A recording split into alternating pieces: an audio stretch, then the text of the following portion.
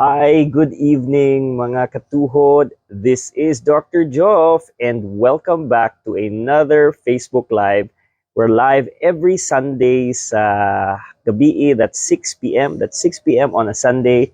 We have this particular time for the injuries of the knee, ACL, injuries from basketball, volleyball, other sports. This is the time every Sunday at 6 p.m. with me, your trusted source for mga hip and knee information.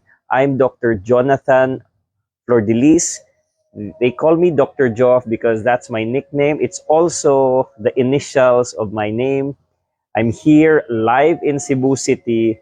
And if you know someone with an ACL, you can ask about your ACL injury here with me, Dr. Joe Flordelis.